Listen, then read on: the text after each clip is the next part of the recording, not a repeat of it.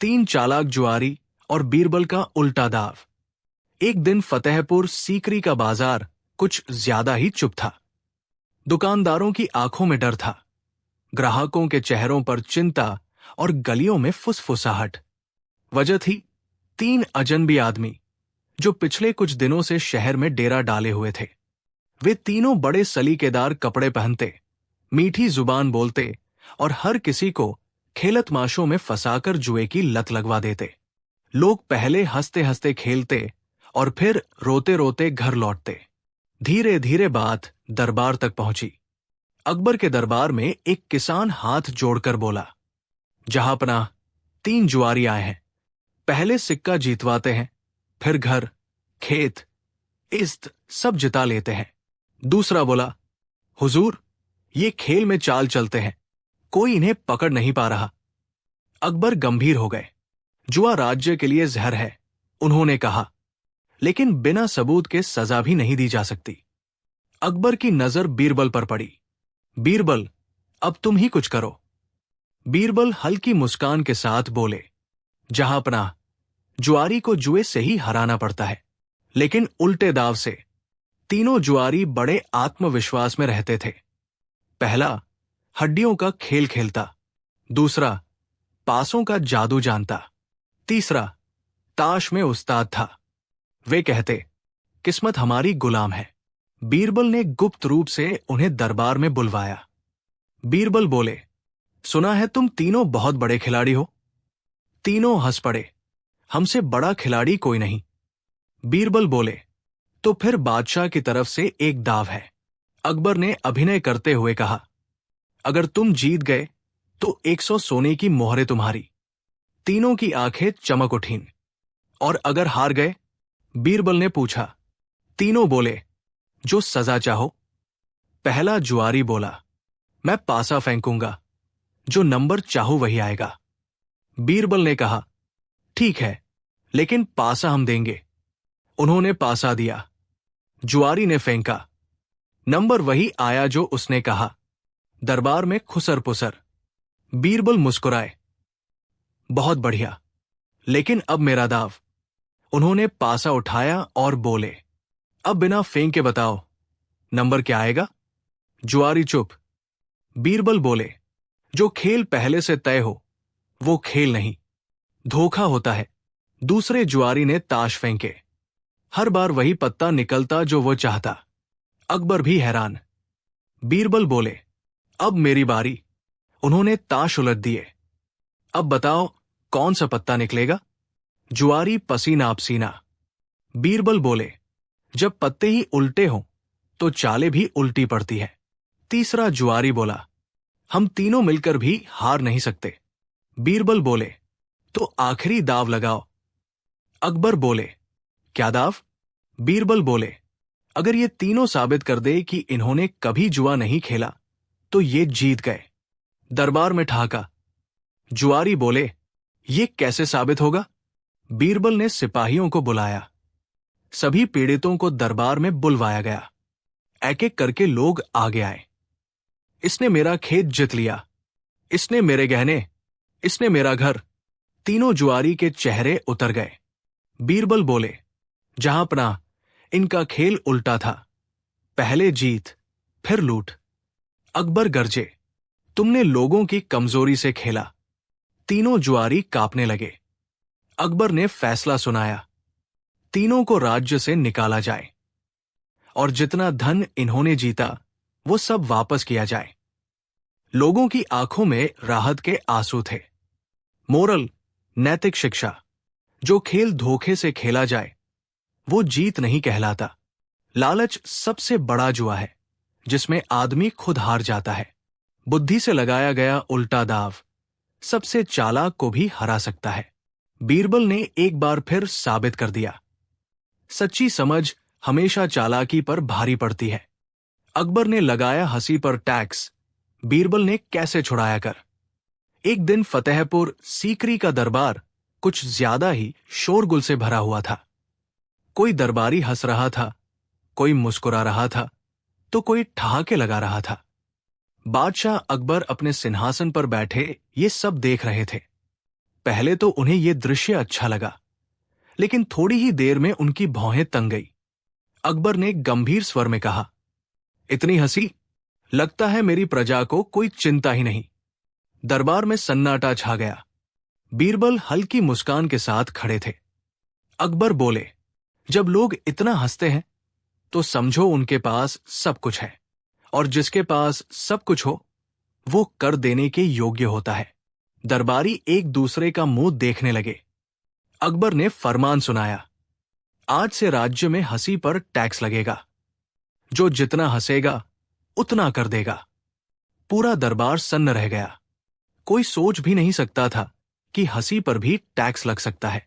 जैसे ही ये खबर शहर में फैली, बाजारों की रौनक गायब हो गई। चाय की दुकानों पर ठहाके बंद, गलियों में खिलखिलाते बच्चे चुप। शादी ब्याह में भी लोग मुंह दबाकर हंसने लगे। सिपाही गिनती करने लगे, आज कितनी बार हंसे? 2 बार? तो 2 सिक्के जमा करो। कुछ लोग डर के मारे हंसना ही भूल गए। कुछ बीमार पड़ने लगे। एक बूढ़ा किसान बोला, हुजूर, दांत दिख जाए तो टैक्स, और दुख में रो तो भी सिपाही पूछते हैं, क्यों रो रहे हो? लोगों में डर बैठ गया। बीरबल ये सब देख रहे थे। उन्हें समझ आ गया कि बात मजाक से आगे निकल चुकी है। हंसी इंसान की आत्मा होती है। अगर वही छीन ली जाए तो जीवन बोझ बन जाता है। बीरबल सीधे अकबर के पास पहुंचे। बीरबल बोले, जहांपनाह, एक सवाल पूछने की इजाजत? अकबर ने कहा, पूछो बीरबल। बीरबल बोले, अगर कोई आदमी दुखी होकर भी हंस दे तो क्या उससे भी टैक्स लिया जाएगा? अकबर बोले, कानून सबके लिए बराबर है। बीरबल मुस्कुराए, तो फिर मुझे आज सबसे ज्यादा टैक्स देना होगा। अकबर चौंक गए। क्यों? बीरबल बोले, क्योंकि मैं आज सबसे ज्यादा हंस रहा हूं। अपने हाल पर। अगले दिन बीरबल ने दरबार में एक अजीब सी घोषणा करवा दी। ढोल पिटवाया गया। आज दरबार में हंसी का हिसाब होगा। दरबार खचाखच भरा था। अकबर भी उत्सुक थे। बीरबल ने कहा, जहांपनाह, आज हम साबित करेंगे कि हंसी पर टैक्स लेना कितना न्यायपूर्ण है। उन्होंने दरबारियों को 3 हिस्सों में बांट दिया। 1, जो मजबूरी में हंसते हैं। 2, जो डर के मारे हंसते हैं। 3, जो खुशी से हंसते हैं। फिर बीरबल ने पहला आदमी बुलाया, एक गरीब मोची। तू क्यों हंसा? मोची बोला, हुजूर, सिपाही सामने खड़ा था, डर के मारे हंस दिया। बीरबल बोले, डर की हंसी पर टैक्स? ये तो जुर्म हुआ। दूसरा आया, एक व्यापारी। मैं घाटा होने पर भी हंस दिया, वरना लोग कमजोर समझते। तीसरा आया, एक बच्चा। मां ने लड्डू दिया, इसलिए हंसा। बीरबल ने अकबर से पूछा, जहांपनाह, बताइए, इन तीनों में से कौन अमीर है? अकबर चुप हो गए। अब बीरबल ने असली चाल चली। उन्होंने सिपाहियों से कहा, आज बादशाह सलामत को भी टैक्स देना होगा। अकबर हंस पड़े। मुझसे? क्यों? बीरबल बोले, आप हंसे, कानून आपके लिए भी है। दरबार में सन्नाटा। अकबर समझ गए कि बीरबल उन्हें आईना दिखा रहे हैं। बीरबल बोले, जहांपनाह, अगर राजा की हंसी पर टैक्स है तो प्रजा की खुशी तो पहले ही कर्ज में डूब जाएगी। अकबर ने गहरी सांस ली। उन्होंने चारों ओर देखा, डरे चेहरे, बुझी आंखें। अकबर बोले, बीरबल, तुम सही कहते हो। हंसी कोई विलास नहीं, ये जरूरत है। उन्होंने तुरंत फरमान वापस लिया। आज से हंसी पर कोई टैक्स नहीं लगेगा। दरबार तालियों से गूंज उठा। बाजार फिर से मुस्कुराने लगे। बच्चे फिर से खिलखिलाने लगे। मोरल, नैतिक शिक्षा, खुशी और हंसी पर नियंत्रण नहीं लगाया जा सकता। जो राज्य अपनी प्रजा की मुस्कान छीन ले, वो धनवान होकर भी गरीब होता है। सच्चा राजा वही है जो हंसी की कीमत समझे, न कि उस पर कर लगाए। बीरबल ने एक बार फिर साबित कर दिया कि बुद्धि से बड़ा कोई हथियार नहीं होता। 4 मूर्ख, बीरबल की अनोखी खोज। एक सुबह दरबार में न्याय कार्य समाप्त करने के बाद अकबर के मन में एक शरारत सूझी। उन्होंने बीरबल की ओर देखा और कहा, बीरबल, हमने दुनिया में बहुत से बुद्धिमान देखे हैं, लेकिन क्या तुम हमें दुनिया के सबसे बड़े मूर्ख दिखा सकते हो? बीरबल मुस्कुराए और बोले, जहांपनाह, दुनिया मूर्खों से भरी पड़ी है, बस उन्हें पहचानने वाली नजर चाहिए। अकबर ने आदेश दिया, तो ठीक है, हम तुम्हें 1 महीने का समय देते हैं। तुम हमारे दरबार में राज्य के 4 सबसे बड़े मूर्ख हाजिर करो। जो ये काम करेगा उसे भारी इनाम दिया जाएगा। बीरबल ने चुनौती स्वीकार कर ली और मूर्खों की तलाश में निकल पड़े। पहला मूर्ख, घोड़े पर सवार घास का बोझ। बीरबल वेश बदलकर शहर के बाजार और रास्तों पर घूमने लगे। 2-3 दिन बाद उन्होंने देखा कि एक आदमी घोड़े पर बैठा कहीं जा रहा है। अजीब बात यह थी कि उस आदमी ने घास का एक बड़ा सा गट्ठर अपने सिर पर रखा हुआ था। बीरबल ने उसे रोका और पूछा, भाई, तुम ये घास का बोझ अपने सिर पर रखकर घोड़े की सवारी क्यों कर रहे हो? इसे घोड़े पर क्यों नहीं रख देते? वो आदमी बड़ी मासूमियत से बोला, साहब, मेरा घोड़ा बहुत कमजोर है। मेरा वजन ही ये मुश्किल से उठा पा रहा है। अगर मैं घास का गट्ठर भी इस पर रख दूंगा तो ये बेचारा मर जाएगा। इसलिए मैंने इसका बोझ अपने सिर पर उठा रखा है। बीरबल मन ही मन हंसे और समझ गए कि उन्हें पहला मूर्ख मिल गया है। उन्होंने उसे लालच देकर अपने साथ चलने को राजी कर लिया। दूसरा मूर्ख, अंधेरे की अंगूठी और उजाले की तलाश। कुछ दिन और बीते। एक रात बीरबल ने देखा कि एक आदमी सड़क पर लगी एक लालटेन, स्ट्रीट लाइट के नीचे पागलों की तरह कुछ ढूंढ रहा है। बीरबल ने पूछा, क्या ढूंढ रहे हो भाई? आदमी ने कहा, मेरी सोने की अंगूठी गिर गई है। बीरबल भी उसकी मदद करने लगे, पर अंगूठी कहीं नहीं मिली। बीरबल ने पूछा, तुम्हें याद है कि अंगूठी ठीक कहाँ गिरी थी?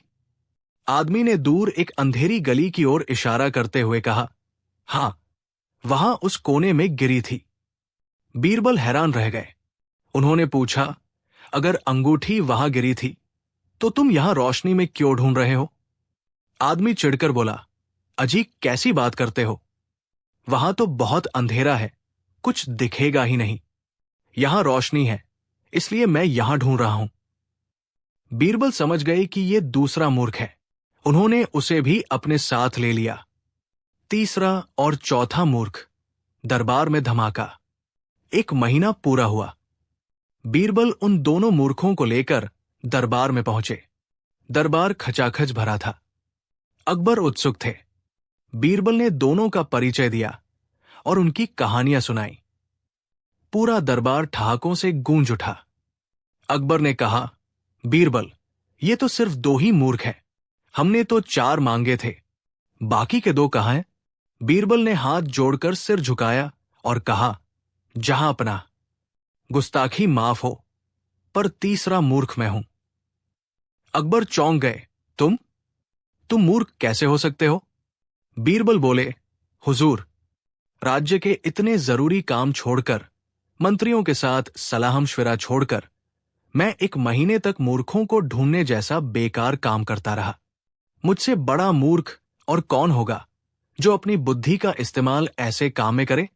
बादशाह अकबर मुस्कुराए, ठीक है, तुम्हारी बात में दम है, लेकिन चौथा मूर्ख कौन है? उसे अभी तक पेश नहीं किया गया। बीरबल ने बहुत ही विनम्रता और निडरता से कहा, जहांपनाह, गुस्ताखी के लिए गर्दन हाजिर है, लेकिन चौथे मूर्ख आप स्वयं हैं। दरबार में सन्नाटा छा गया। मंत्रियों की सांसें थम गई। अकबर की भौहें तंग गई। उन्होंने कड़क कर पूछा, बीरबल, तुम शहंशाह हिंद को मूर्ख कह रहे हो? अपनी बात साबित करो, वरना अंजाम बुरा होगा।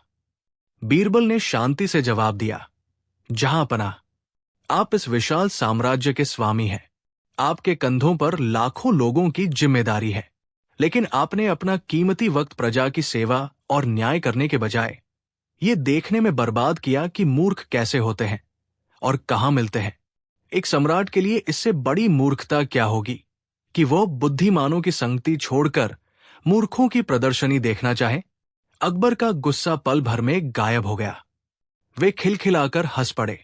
उन्होंने बीरबल को गले लगा लिया और कहा, बीरबल, तुमने आज मुझे जीवन का सबसे बड़ा सबक दिया है। पद और शक्ति का अहंकार अक्सर इंसान को असली कर्तव्य से भटका देता है। अकबर ने बीरबल को उनकी ईमानदारी और बुद्धिमानी के लिए 10,000 स्वर्ण मुद्राएं इनाम में दी और उन दो मूर्खों को भी कुछ धन देकर विदा किया। कहानी का सार: 1. समय की कीमत। समय सबसे कीमती धन है। इसे निरर्थक और मूर्खतापूर्ण कार्यों में बर्बाद करना सबसे बड़ी भूल है। 2. कर्तव्य का ज्ञान। व्यक्ति चाहे कितना भी ऊंचा पद क्यों न पाले, उसे अपने मूल कर्तव्यों जैसे राजा का प्रजा की सेवा को कभी नहीं भूलना चाहिए। 3. सच्ची मित्रता। एक सच्चा सलाहकार या मित्र वही है जो कड़वा सच बोलने की हिम्मत रखे और आपको आपकी गलतियों का आईना दिखाए। 4. बुद्धि का प्रयोग। मूर्खता केवल कम अक्ल होने में नहीं है, बल्कि सही संसाधनों और बुद्धि का गलत जगह इस्तेमाल करने में भी है।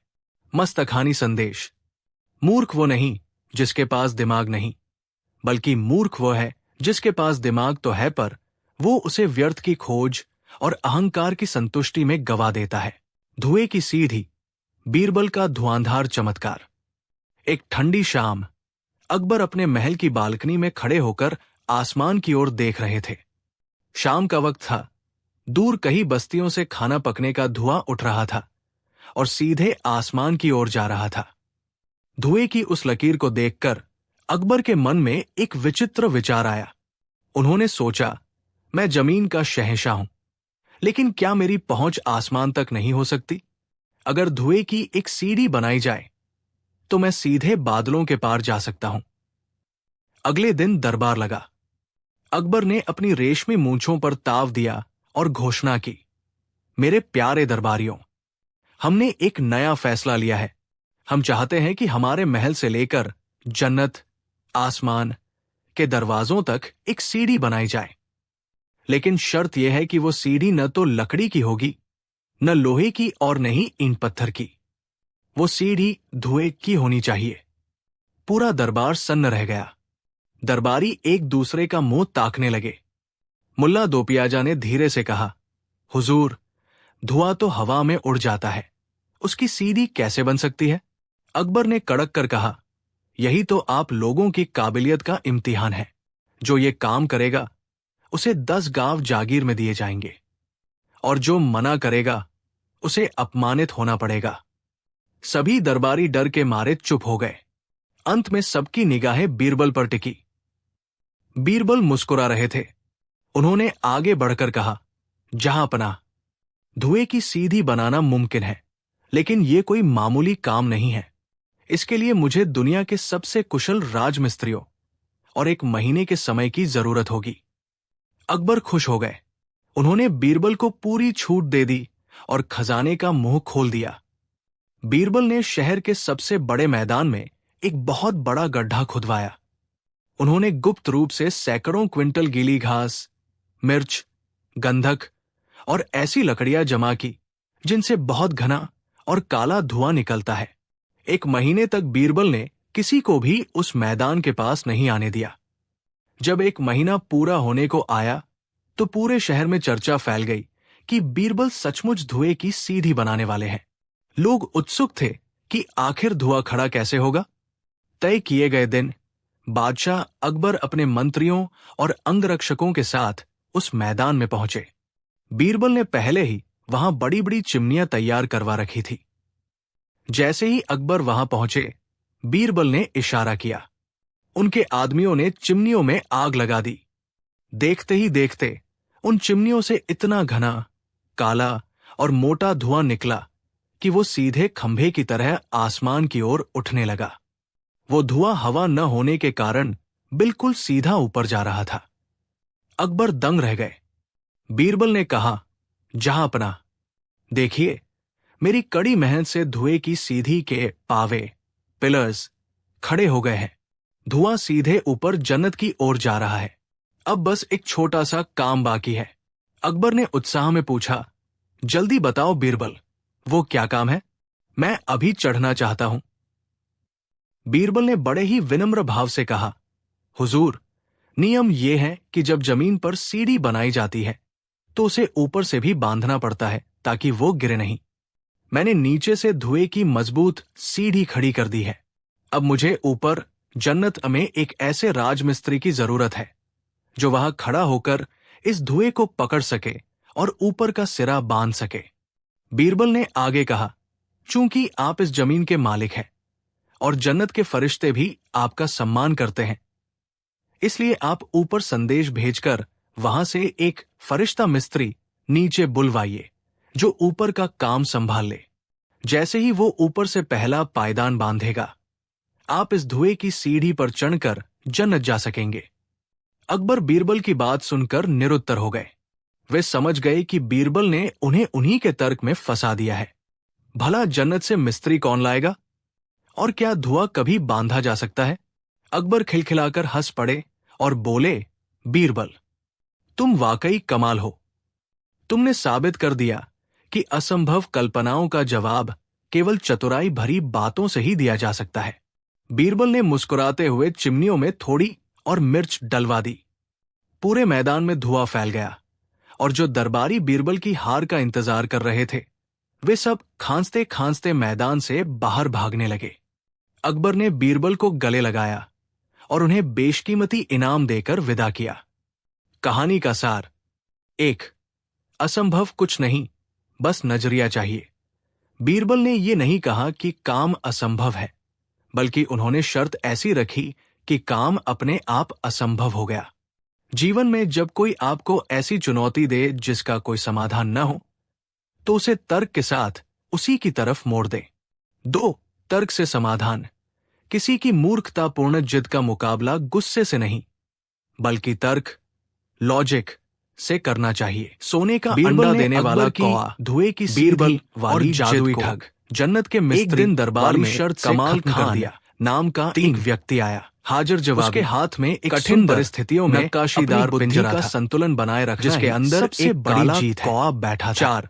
सत्ता का कमाल खान ने झुककर एक राजा को ये समझना चाहिए और प्रकृति के नियमों में अंदाज में सत्ता नहीं बदल सकती। बादशाह अकबर बीरबल ने बड़े ही कमाल के साथ अकबर को साधारण सीमा याद दरबार में क्यों लाए हो? मस्तखानी संदेश, क्या इसमें कोई खास बात है? हवा में महल बनाने वाले तो बहुत मिल जाएंगे जहां अपना, लेकिन उन महलों की नींव रखने का हुनर केवल बीरबल जैसे बुद्धिमानों के पास ही होता है। जिसे मैंने हिमालय की गुफाओं में सही इस्तेमाल वही तपस्या के बाद बिना लड़े ही जीत साधु से प्राप्त किया है। इसकी सबसे बड़ी विशेषता यह है कि यदि इसे शुद्ध मोती खिलाए जाएं, तो ये अगले दिन सुबह सोने का एक छोटा सा अंडा देता है। दरबार में कानाफूसी शुरू हो गई। कौआ और सोने का अंडा, ये तो अनहोनी बात थी। अकबर को यकीन नहीं हुआ। उन्होंने कहा, कमाल खान, क्या तुम अपनी बात साबित कर सकते हो? कमाल खान ने कहा, बिल्कुल हुजूर, बस मुझे 10 असली मोती और एक एकांत कमरा चाहिए। अकबर ने तुरंत मोती मंगवाए। कमाल खान ने कौए को सबके सामने वे मोती खिला दिए या ऐसा करने का नाटक किया और कौए को एक विशेष कमरे में बंद कर दिया गया। अगले दिन सुबह जब कमरा खोला गया तो पिंजरे के एक कोने में सचमुच सोने का एक छोटा सा अंडा चमक रहा था। शाही जौहरी ने जांच की और बताया कि वो 100% शुद्ध सोना है। अकबर चकित रह गए। उन्होंने सोचा कि यदि ये कौआ रोज एक सोने का अंडा दे तो शाही खजाना कभी खाली नहीं होगा। अकबर का लालच और बीरबल का संदेह। अकबर ने कमाल खान से कहा, हम ये कौआ खरीदना चाहते हैं, तुम इसकी क्या कीमत लोगे? ठग ने मौका देखकर कहा, जहांपनाह, ये अमूल्य है, लेकिन आपकी खातिर मैं इसे 50,000 स्वर्ण मुद्राओं में आपको दे दूंगा। लेकिन याद रहे, इसे केवल असली मोती ही खिलाने होंगे, तभी ये सोना देगा। अकबर सौदा करने ही वाले थे कि बीरबल ने हस्तक्षेप किया। बीरबल जानते थे कि प्रकृति के नियम के विरुद्ध कोई भी पक्षी सोने का अंडा नहीं दे सकता।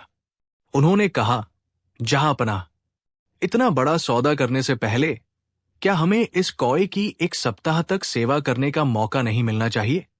मैं देखना चाहता हूं कि क्या ये कौआ हमारे माहौल में ढल पाता है या नहीं। अकबर मान गए। कमाल खान थोड़ा घबराया, लेकिन उसने सोचा कि वो 1 हफ्ते तक किसी न किसी तरह अपनी चालाकी चला लेगा। बीरबल ने कौए को अपने घर ले जाने का आदेश दिया। उन्होंने कमाल खान को भी अपने साथ रखा ताकि वो उसकी हर हरकत पर नजर रख सके। रात के समय बीरबल ने देखा कि कमाल खान चुपके से कौए के पास जाता था। बीरबल ने अपने सैनिकों को आदेश दिया कि कमाल खान की तलाशी ली जाए। तलाशी में कमाल खान के जूतों के अंदर एक गुप्त जेब मिली जिसमें सोने के कई छोटे छोटे अंडे छिपे हुए थे। अगले दिन दरबार लगा। कमाल खान बड़े आत्मविश्वास के साथ आया। उसे लगा कि बीरबल को कुछ पता नहीं चला होगा। बीरबल ने दरबार में कहा, जहांपनाह, ये कौआ सचमुच अद्भुत है, लेकिन कल रात इसने सोने का अंडा नहीं बल्कि कुछ और ही दिया। अकबर ने उत्सुकता से पूछा, क्या दिया? बीरबल ने पिंजरा सामने रखा और एक कपड़े में लिपटा हुआ सामान दिखाया। जैसे ही कपड़ा खुला, उसमें से सोने के अंडे के बजाय पीतल के कुछ गोल टुकड़े निकले। ठग चिल्लाया, नहीं, ये नामुमकिन है। जरूर बीरबल जी ने इसे गलत खाना खिलाया होगा। बीरबल मुस्कुराए और बोले, नहीं कमाल खान, मैंने इसे वही खिलाया जो तुमने इसके लिए मंगवाया था। लेकिन समस्या यह है कि तुम्हारे जूतों की जेब अब खाली हो गई है। बीरबल ने राजा को पूरा सच बताया। जहांपनाह, ये आदमी कोई जादूगर नहीं बल्कि एक शातिर ठग है। ये हाथ की सफाई में माहिर है। जब ये कौए को मोती खिलाने का नाटक करता था, तब अपनी आस्तीन में छिपे मोती वापस निकाल लेता था और सुबह होने से पहले ये चुपके से पिंजरे के पास जाकर सोने का एक अंडा, जो इसने पहले से बनवा रखा था, वहां रख देता था। कल रात मैंने इसके जूतों से सारे सोने के अंडे निकलवा लिए और उनकी जगह पीतल के ये टुकड़े रख दिए। इसे पता ही नहीं चला और आज ये पकड़ा गया। अकबर को अपनी गलती का एहसास हुआ कि वे लालच में आकर एक मूर्खतापूर्ण बात पर विश्वास कर बैठे थे। उन्होंने कमाल खान को जेल में डालने का आदेश दिया और बीरबल को उनकी पारखी नजर के लिए पुरस्कृत किया। कहानी का सार: 1. लालच में अंधा न बने। जब कोई चीज हकीकत होने के लिए बहुत अच्छी लगे तो समझ लीजिए कि उसमें कुछ न कुछ गड़बड़ है। प्रकृति के नियमों के विरुद्ध जाने वाली बातों पर विश्वास करने से पहले तर्क का सहारा लें। 2. ठगी का अंत: झूठ और फरेब की उम्र बहुत कम होती है। आप कुछ समय के लिए सबको धोखा दे सकते हैं, लेकिन हमेशा के लिए नहीं। 3. तर्क और बुद्धि: बीरबल ने दिखाया कि किसी भी दावे को आंख मूंदकर मानने के बजाय उसकी जांच करना आवश्यक है। बुद्धिमान व्यक्ति वह है जो चमत्कार के पीछे छिपे तर्क को ढूंढे। 4. हाथ की सफाई और हकीकत: दुनिया में कई लोग चमत्कार दिखाकर आपका धन लूटने की कोशिश करेंगे, लेकिन असली चमत्कार केवल मेहनत और सच्चाई में होता है। मस्तखानी संदेश: जो कौआ मोती खाकर सोना देने का वादा करे, समझ लीजिए वो कौआ नहीं, आपके लालच का आईना है। अक्ल का इस्तेमाल करें ताकि कोई आपकी जेब और आपकी बुद्धि दोनों को न ठग सके। दाढ़ी की सजा: बीरबल का अनोखा न्याय और प्यार का उपहार। दोपहर का समय था। बादशाह अकबर अपने सिंहासन पर विराजमान थे, लेकिन आज उनके चेहरे पर एक अजीब सी गंभीरता थी। दरबारियों ने गौर किया कि बादशाह कुछ सोच रहे हैं। अचानक अकबर ने चुप्पी तोड़ी और दरबार की ओर मुखातिब होकर एक गंभीर प्रश्न पूछा। अकबर बोले, ऐ दरबार के बुद्धिमानों, आज सुबह किसी ने एक ऐसी गुस्ताखी की है जिसकी कल्पना भी नहीं की जा सकती। किसी ने मेरी दाढ़ी खींची है। आप लोग बताएं, ऐसे दुस्साहसी व्यक्ति को क्या सजा मिलनी चाहिए? ये सुनते ही दरबार में सन्नाटा छा गया। दरबारी एक दूसरे का मुंह ताकने लगे। शहंशाह की दाढ़ी खींचना, ये तो सीधे सीधे मौत को दावत देना था। सबसे पहले सेनापति आगे आए और गुस्से में बोले, जहांपनाह, ये तो राजद्रोह है। उस व्यक्ति को बीच चौराहे पर ले जाकर 100 कोड़े मारे जाने चाहिए, ताकि दुनिया को पता चले कि बादशाह की शान में गुस्ताखी का अंजाम क्या होता है। दूसरे दरबारी ने कहा, नहीं हुजूर, कोड़े कम है, उसे काल कोहरी में डाल देना चाहिए और ताउम्र भूखा रखना चाहिए। तीसरा दरबारी, जो बीरबल से जलता था, अपनी वफादारी दिखाने के चक्कर में बोला, जहां पनाह, जिसने आपकी दाढ़ी को हाथ लगाने की जुर्रत की, उसका हाथ काट देना चाहिए और फिर उसे हाथी के पैरों तले कुचलवा देना चाहिए। यही इंसाफ है। एक एक करके सभी दरबारियों ने अपनी क्रूरता और चापलूसी का प्रदर्शन किया। कोई फांसी की सजा मांग रहा था तो कोई देश निकाला। अकबर सबकी बातें चुपचाप सुन रहे थे। अकबर ने देखा कि बीरबल कोने में खड़े होकर मुस्कुरा रहे हैं। उन्होंने अब तक एक शब्द भी नहीं कहा था। अकबर ने पुकारा, बीरबल, तुम शांत क्यों हो? क्या तुम्हें नहीं लगता कि यह बहुत बड़ा अपराध है? तुम बताओ, उस अपराधी को क्या सजा मिलनी चाहिए? बीरबल धीरे से आगे आए, झुककर सलाम किया और बड़े शांत स्वर में बोले, जहां पनाह, मेरे विचार से उस व्यक्ति को कठोर सजा के बजाय ढेर सारी मिठाइयां और पकवान खिलाने चाहिए।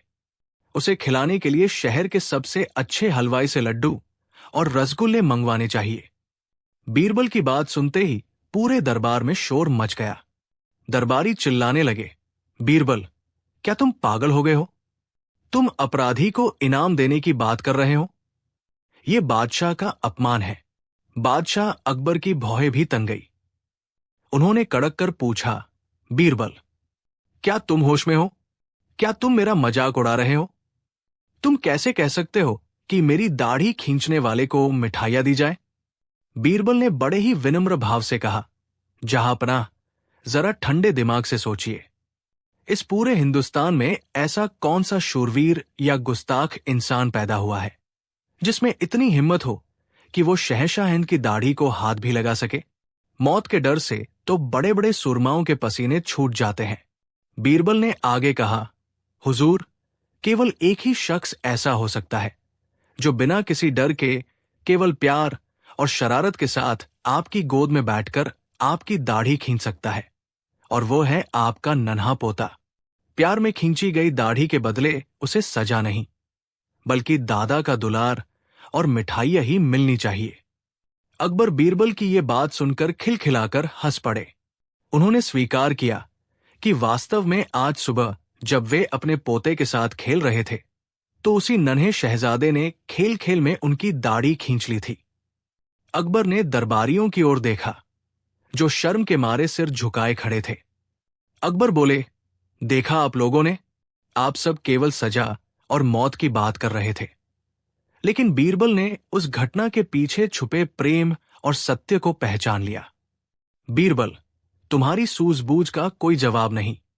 अकबर ने तुरंत बीरबल को अपना कीमती मोतियों का हार इनाम में दिया और अपने पोते के लिए ढेर सारी मिठाइयां भेजने का आदेश दिया। कहानी का सार: 1. परिस्थिति को समझना।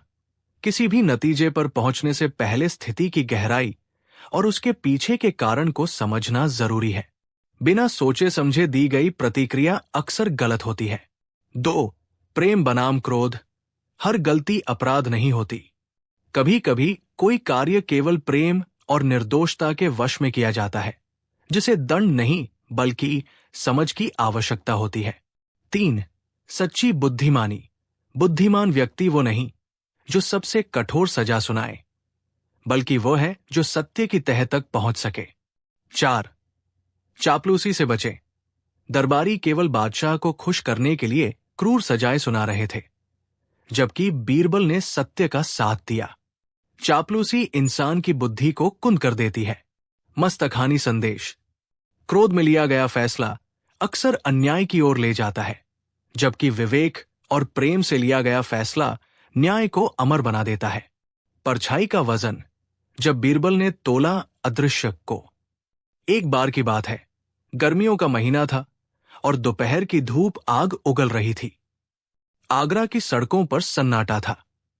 उसी समय दीनानाथ नाम का एक गरीब किसान अपनी गठरी लेकर शहर की ओर जा रहा था। गर्मी और थकान के मारे उसका बुरा हाल था। तभी उसकी नजर सेठ करोड़ीमल की आलीशान हवेली के बाहर खड़ी एक विशाल और सुंदर सजी हुई पालकी पर पड़ी। पालकी बहुत ही भव्य थी। उस पर रेशमी पर्दे लगे थे, और सोने की नक्काशी थी।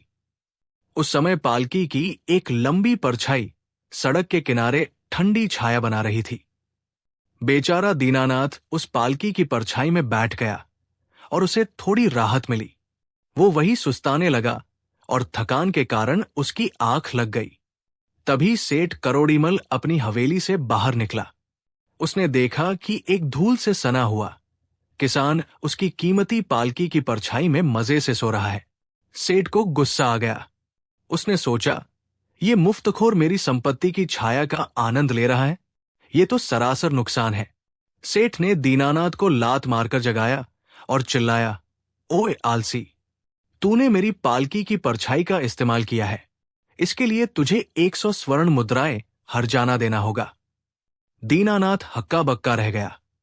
उसने गिड़गिड़ाते हुए कहा, सेठ जी, मैंने आपकी पालकी को छुआ तक नहीं, मैं तो बस उसकी परछाई में बैठा था। परछाई पर किसी का हक कैसे हो सकता है? लेकिन सेठ अड़ गया। वो दीनानाथ को घसीटते हुए बादशाह अकबर के दरबार में ले गया। दरबार में सेठ करोड़ीमल ने बड़े आत्मविश्वास के साथ कहा, जहांपना, ये पालकी मेरी है, इसे मैंने हजारों स्वर्ण मुद्राएं देकर बनवाया है। इस पालकी से निकलने वाली परछाई भी मेरी निजी संपत्ति है। इस किसान ने बिना मेरी अनुमति के उस परछाई का उपयोग करके उसका मूल्य कम किया है, मुझे इसका हर्जाना चाहिए। बादशाह अकबर चकित रह गए। उन्होंने अपने जीवन में कई अजीब मामले देखे थे, लेकिन परछाई का हर्जाना पहली बार सुन रहे थे। उन्होंने दरबारियों की ओर देखा। दरबारी भी उलझन में थे। अगर वे कहते कि परछाई पर हक नहीं होता, तो सेठ कानून की बारीकियों में उलझा देता कि संपत्ति की छाया भी संपत्ति का हिस्सा है। अकबर ने बीरबल की ओर देखा और कहा, बीरबल, क्या तुम इस समस्या का समाधान कर सकते हो? क्या परछाई का वजन या मूल्य तय किया जा सकता है? बीरबल मुस्कुराए और बोले, जहांपनाह, सेठ जी की बात में तर्क तो है। संपत्ति जिसकी होती है, उसकी परछाई भी उसी की होती है। मैं इस मामले का फैसला कल सुबह करूंगा। अगले दिन दरबार फिर लगा। बीरबल अपने साथ एक बड़ा मखमली पर्दा, एक बड़ा आईना, शीशा और 100 स्वर्ण मुद्राओं से भरी एक थैली लेकर आए। सेठ करोड़ीमल की आंखों में चमक आ गई। उसे लगा कि आज तो मुफ्त की 100 स्वर्ण मुद्राएं मिलेंगी। बीरबल ने सेठ से पूछा, सेठ जी, आप अपनी पालकी की परछाई के बदले 100 स्वर्ण मुद्राएं चाहते हैं ना? सेठ ने खुशी खुशी कहा, जी हां बीरबल जी, यही न्याय होगा। बीरबल ने कहा, ठीक है, लेकिन न्याय का सिद्धांत कहता है कि जैसी वस्तु ली गई है वैसा ही भुगतान होना चाहिए। दीनानाथ ने आपकी पालकी का नहीं, बल्कि पालकी की परछाई का उपयोग किया था, इसलिए आपको भी इन 100 स्वर्ण मुद्राओं का नहीं, बल्कि इन मुद्राओं की परछाई का भुगतान मिलेगा। बीरबल ने आदेश दिया कि दरबार के बीचों बीच एक ऊंची मेज रखी जाए। उन्होंने उस मेज पर 100 स्वर्ण मुद्राएं सजा दी। फिर उन्होंने खिड़की से आती हुई धूप के सामने एक बड़ा आईना इस तरह रखा कि सोने के सिक्कों की चमक और उनकी छाया, प्रतिबिंब, सामने लगे मखमली पर्दे पर साफ दिखाई देने लगी। बीरबल ने सेठ से कहा, सेठ जी, गौर से देखिए, पर्दे पर उन 100 स्वर्ण मुद्राओं की परछाई साफ दिख रही है। अब आप आगे बढ़िए और उन सिक्कों की परछाई को अपनी थैली में भर लीजिए। चूंकि दीनानाथ ने आपकी पालकी की परछाई को छुआ था, इसलिए आप भी इन सिक्कों की परछाई को छूकर अपना हर्जाना वसूल कर लीजिए। हिसाब बराबर हो जाएगा। पूरा दरबार ठहाकों से गूंज उठा। सेठ करोड़ीमल का चेहरा पीला पड़ गया। वो परछाई को कैसे पकड़ सकता था? बादशाह अकबर ने हंसते हुए कहा, क्यों सेठ जी, क्या आपको अपना हर्जाना मिल गया, या फिर आप इन सिक्कों की परछाई का वजन करवाएंगे? सेठ समझ गया कि बीरबल ने उसे उसी के जाल में फंसा दिया है। उसने शर्मिंदा होकर अपना सिर झुका लिया और माफी मांगते हुए वहां से भाग निकला। बादशाह अकबर ने बीरबल की इस चतुराई की जमकर तारीफ की। उन्होंने दीनानाथ को कुछ स्वर्ण मुद्राएं अपनी ओर से उपहार में दी, ताकि उसकी गरीबी दूर हो सके। कहानी का सार: 1. जैसे को तैसा मूर्खतापूर्ण और बेतुकी मांगों का जवाब हमेशा उसी के समान तर्क से देना चाहिए। बीरबल ने दिखाया कि अदृश्य नुकसान का मुआवजा केवल अदृश्य लाभ ही हो सकता है। 2. लालच का अंत बुरा। सेठ करोड़ीमल का अत्यधिक लालच उसे अपमान की ओर ले गया। जो व्यक्ति दूसरों की मजबूरी का फायदा उठाने की कोशिश करता है, वो अंत में खुद ही मजाक का पात्र बनता है। 3. बुद्धिमानी और तर्क शक्ति। जीवन में कई बार ऐसी समस्याएं आती हैं जिनका कोई सीधा कानूनी हल नहीं होता। ऐसी स्थिति में केवल विवेक और रचनात्मक सोच, क्रिएटिव थिंकिंग ही सही न्याय दिला सकती है। 4. संपत्ति का अहंकार। कोई भी व्यक्ति प्रकृति की चीजों जैसे छाया, हवा, धूप पर अपनी निजी मिल्कियत का दावा नहीं कर सकता। उदारता ही मनुष्य का असली गहना है। मस्तखानी संदेश। दुनिया में हर चीज बिकाऊ नहीं होती, और जहां इंसानियत खत्म होती है, वहां से अपमान की शुरुआत होती है। बुद्धि का सही उपयोग वही है जो निर्दोष को बचाए और अभिमानी को सबक सिखाए। अकबर की हार, बीरबल की जीत, 6 महामूर्खों की खोज। मुगल सम्राट जलालुद्दीन मोहम्मद अकबर का दरबार अपनी भव्यता और विद्वानों के लिए पूरी दुनिया में प्रसिद्ध था। अकबर के नवरत्नों में बीरबल सबसे प्रिय थे। बीरबल न केवल चतुर थे, बल्कि अपनी हाजिर जवाबी से किसी को भी निरुत्तर करने की क्षमता रखते थे। अक्सर अकबर बीरबल की परीक्षा लेने के लिए नए नए जाल बुनते थे, लेकिन हर बार बीरबल अपनी बुद्धि से शहंशाह को ही मात दे देते थे। एक दिन दरबार में अकबर बहुत अच्छे मूड में थे। उन्होंने सोचा कि क्यों न बीरबल को किसी ऐसे काम में फंसाया जाए जो असंभव हो। उन्होंने भरे दरबार में घोषणा की, बीरबल, हमें लगता है कि हमारे राज्य में बुद्धिमानों की तो कमी नहीं है, लेकिन क्या तुम हमें इस राज्य के सबसे बड़े मूर्ख दिखा सकते हो?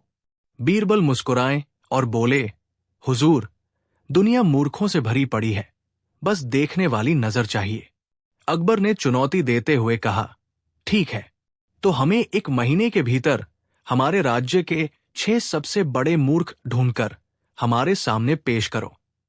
अगर तुम ऐसा न कर सके तो तुम्हें सजा भुगतनी होगी।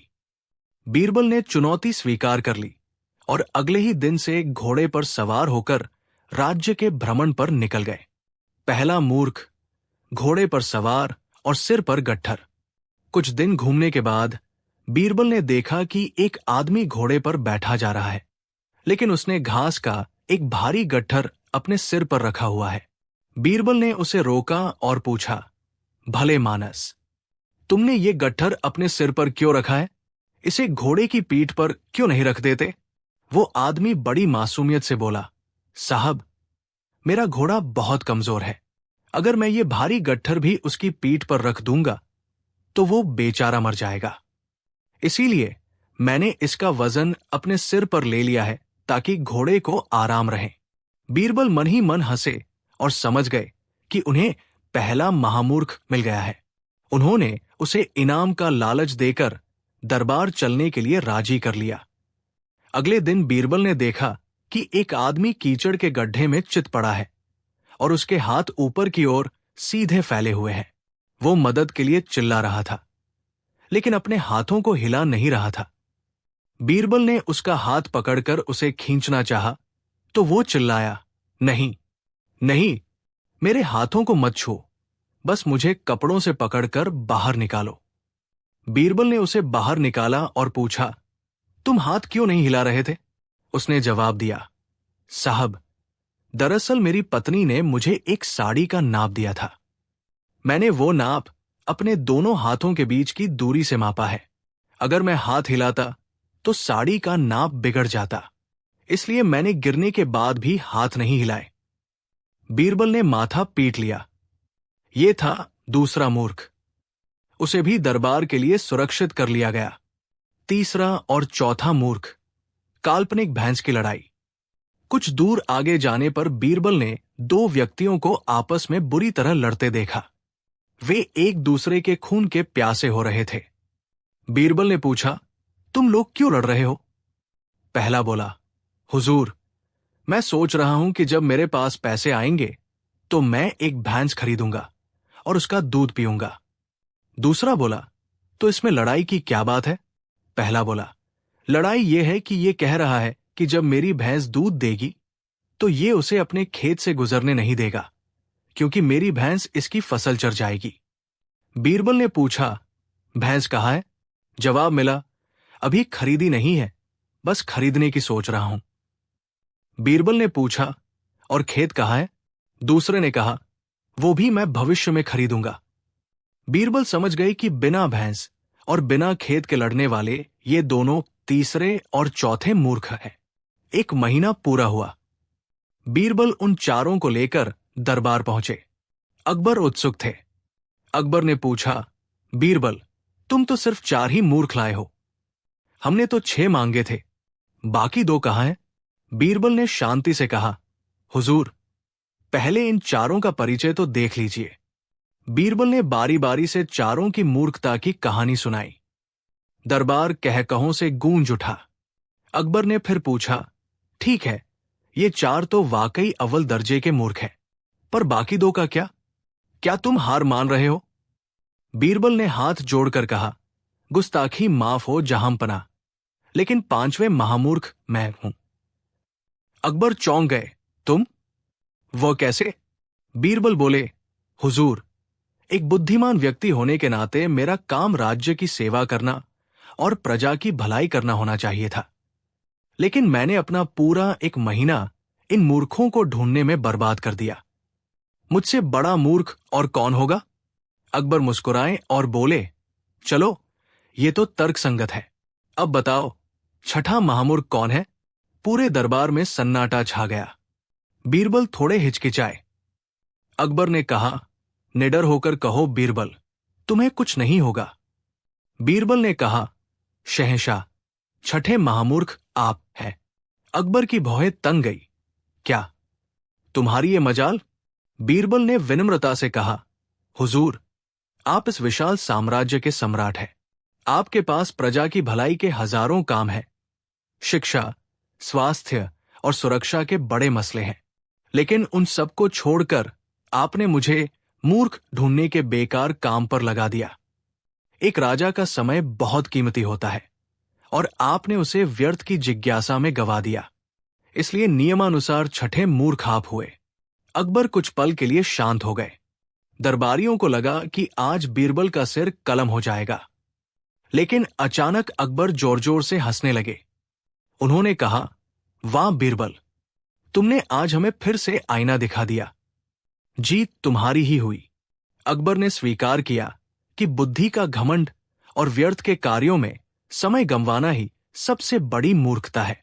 उन्होंने बीरबल को बेशकीमती रत्नों का हार पहनाया और अपनी हार स्वीकार की। शिक्षा, इस कहानी से हमें 2 बड़ी शिक्षाएं मिलती हैं। समय की महत्ता। बुद्धिमान व्यक्ति वही है जो अपना समय रचनात्मक और सार्थक कार्यों में लगाता है। व्यर्थ की खोज और बेकार की बातों में समय नष्ट करना सबसे बड़ी मूर्खता है। विनम्रता, पद और सत्ता का अहंकार व्यक्ति को अंधा कर देता है। हमें हमेशा अपनी गलतियों को स्वीकार करने का साहस रखना चाहिए, जैसा कि अकबर ने किया। बुद्धिमानी केवल ज्ञान में नहीं, बल्कि सही समय पर सही निर्णय लेने में है। बीरबल ने साबित किया कि सत्य कहने के लिए साहस और तर्क की आवश्यकता होती है। ये कहानी हमें सिखाती है कि लालच इंसान की बुद्धि को कैसे भ्रष्ट कर देता है और कैसे एक चतुर व्यक्ति उस लालच का ही उपयोग करके सबक सिखा सकता है। परछाई का बंटवारा। जब बीरबल ने नापा धूप और छाव का मोल। आगरा के पास एक गांव में 2 भाई रहते थे, रामदीन और श्यामदीन। उनके पिता एक संपन्न किसान थे। पिता की मृत्यु के बाद दोनों भाइयों के बीच संपत्ति का बंटवारा हुआ। घर, खेत और मवेशी तो आधे आधे बंट गए, लेकिन आंगन में खड़ा एक विशाल और पुराना नीम का पेड़ विवाद की जड़ बन गया। रामदीन बड़ा भाई था और स्वभाव से बहुत ही लालची और धूर्त था। वहीं छोटा भाई श्यामदीन सीधा साधा और भोला था।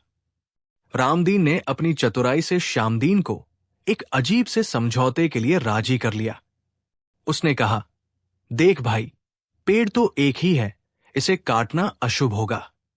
इसलिए हम इसका बंटवारा ऐसे करते हैं कि पेड़ का ऊपरी हिस्सा, फल और लकड़ी मेरा होगा, और नीचे का हिस्सा, जड़ और जमीन, तेरा होगा। भोला श्यामदीन मान गया।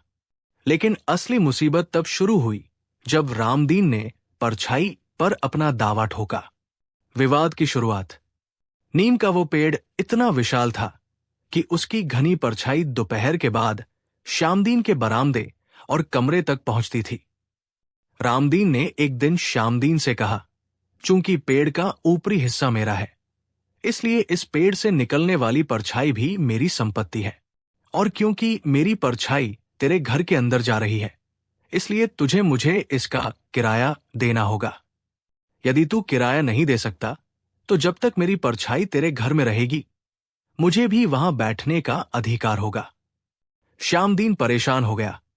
रामदीन दिन भर अपनी चारपाई लेकर श्यामदीन के घर के उस हिस्से में बैठ जाता जहां परछाई होती। वो श्यामदीन की निजता में खलल डालता, उसके खाने पीने के बर्तनों के पास बैठ जाता और कहता, मैं तुम्हारे घर में नहीं, अपनी परछाई में बैठा हूं। परेशान होकर श्यामदीन न्याय की गुहार लेकर बादशाह अकबर के दरबार में पहुंचा। अकबर ने जब यह मामला सुना तो वे भी सोच में पड़ गए। उन्होंने बीरबल की ओर देखा और कहा, बीरबल, ये तो अजीब समस्या है। कानूनन पेड़ का ऊपरी हिस्सा रामदीन का है, तो क्या परछाई भी उसकी हुई? बीरबल मुस्कुराए। उन्होंने श्यामदीन को सांत्वना दी और कहा, कल दोपहर को मैं स्वयं तुम्हारे आंगन में आकर इस परछाई का हिसाब करूंगा। रामदीन को भी वहां मौजूद रहने का संदेश भेज दो। अगले दिन दोपहर के समय जब सूरज ढलने लगा और नीम की परछाई धीरे धीरे श्यामदीन के घर की दीवार पर चढ़ने लगी, बीरबल वहां पहुंचे। उनके साथ कुछ मजदूर और बड़े बड़े कीले, नेल्स और हथौड़े भी थे। रामदीन बड़े गर्व से अपनी परछाई वाली जगह पर बैठा था। उसने बीरबल से कहा, हुजूर, देखिए, ये मेरी परछाई है और मैं अपनी संपत्ति का आनंद ले रहा हूं। बीरबल ने गंभीरता से कहा, बिल्कुल रामदीन, तुम सही कह रहे हो, परछाई तुम्हारी ही है, लेकिन श्यामदीन ने अब ये परछाई तुमसे खरीदने का फैसला किया है। श्यामदीन, क्या तुम इसे खरीदने को तैयार हो? बीरबल के इशारे पर श्यामदीन ने कहा, जी हुजूर, मैं इसे 5 स्वर्ण मुद्राओं में खरीदना चाहता हूं। लालची रामदीन ने सोचा कि बिना कुछ किए 5 मोहरें मिल रही हैं, तो बुरा क्या है। उसने तुरंत एक कागज पर दस्तखत कर दिए कि आज से इस पेड़ की परछाई पर श्यामदीन का पूर्ण अधिकार है। जैसे ही सौदा पक्का हुआ, बीरबल का चेहरा बदल गया। उन्होंने मजदूरों से कहा, चलो भाई, अपना काम शुरू करो। रामदीन ने पूछा, कैसा काम? बीरबल बोले, देखो रामदीन, अब इस परछाई का मालिक श्यामदीन है, लेकिन यह परछाई तुम्हारी लकड़ी और तुम्हारी टहनियों से पैदा हो रही है। श्यामदीन का कहना है कि तुम्हारी टहनियां उसकी परछाई में बाधा डाल रही है और उसकी परछाई को गंदा कर रही है। बीरबल ने श्यामदीन से पूछा, क्यों श्यामदीन, क्या तुम्हें अपनी खरीदी हुई परछाई के ऊपर इन टहनियों का बोझ पसंद है? श्यामदीन समझ गया और बोला, नहीं हुजूर, ये टहनियां मेरी परछाई को रोक रही है। बीरबल ने कड़क कर कहा, रामदीन, या तो अपनी इन टहनियों को अभी काट दो ताकि श्यामदीन की परछाई साफ रहे, या फिर हर उस मिनट का जुर्माना भरो जब तक तुम्हारी टहनी इस परछाई के ऊपर मंडराएगी। साथ ही, चूंकि तुम्हारी टहनियां श्यामदीन की परछाई का उपयोग सहारे के लिए कर रही है, तुम्हें हर रोज श्यामदीन को 10 स्वर्ण मुद्राएं हर्जाना देना होगा। रामदीन का पश्चाताप। रामदीन के होश उड़ गए। टहनियां काटने का मतलब था पेड़ खत्म करना और हर्जाना भरने का मतलब था कंगाली। उसे समझ आ गया कि बीरबल ने उसी के बिछाए जाल में उसे फांस लिया है। वो बीरबल के पैरों में गिर पड़ा और बोला, हुजूर, मुझे माफ कर दीजिए, मैं अपना दावा वापस लेता हूं। न मुझे किराया चाहिए, न परछाई का अधिकार। ये पेड़ हम दोनों का है और इसकी छाव भी सबकी है। बीरबल ने उसे चेतावनी दी, रामदीन, लालच में आकर अपनों को सताना सबसे बड़ा पाप है। कुदरत की चीजों पर सबका हक होता है। कहानी की नैतिक शिक्षा। ये मस्तकहानी हमें जीवन के ये महत्वपूर्ण सबक सिखाती है। अति लालच का अंत बुरा। रामदीन ने अपने ही भाई को लूटने के लिए परछाई का सहारा लिया, लेकिन अंत में उसे अपनी संपत्ति बचाने के लाले पड़ गए। लालच मनुष्य की तार्किक शक्ति को खत्म कर देता है। बुद्धि ही सबसे बड़ी शक्ति है। बीरबल ने साबित किया कि किसी भी पेचीदा कानूनी या व्यक्तिगत समस्या का समाधान बल से नहीं बल्कि अक्ल से निकाला जा सकता है। न्याय का सिद्धांत। जो दूसरों के लिए गड्ढा खोदता है वो स्वयं उसमें गिरता है। बीरबल ने जैसे को तैसा वाले अंदाज में न्याय किया।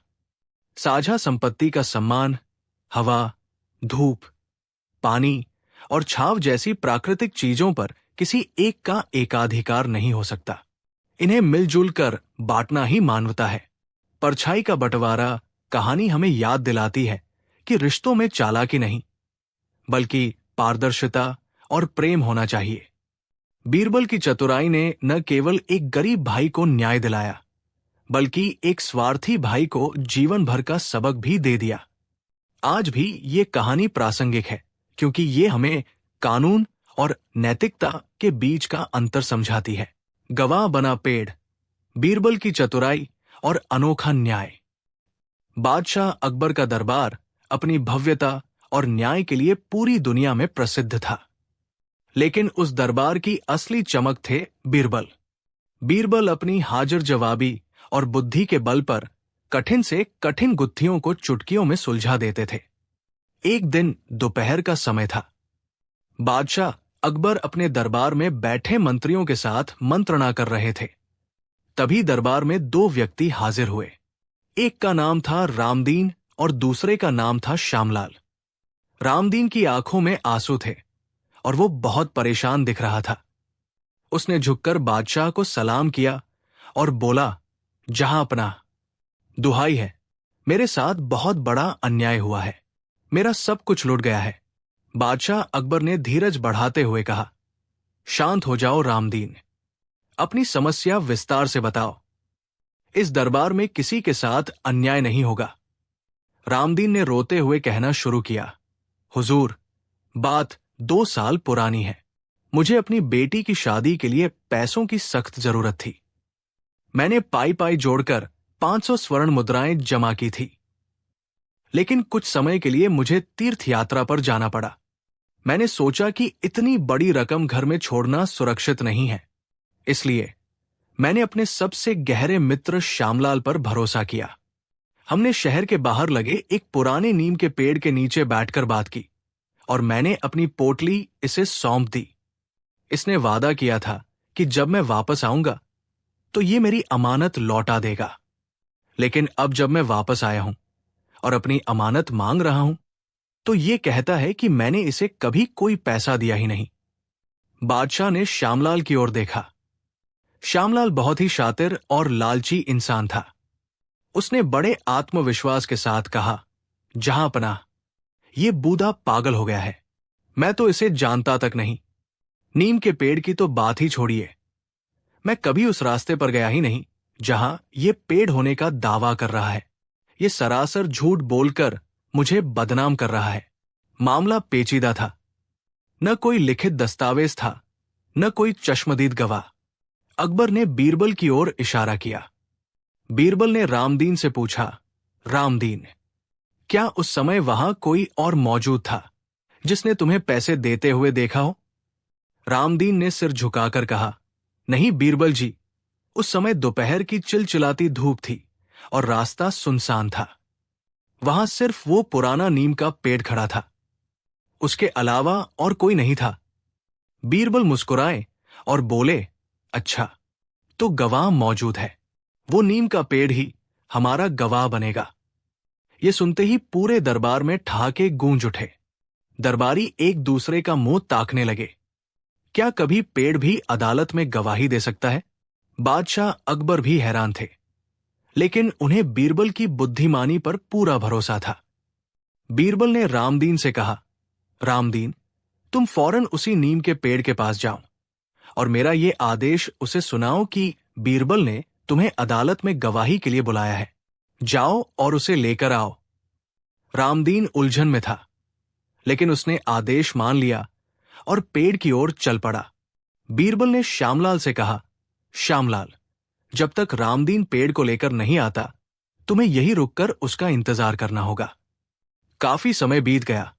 दरबार की कार्यवाही चलती रही।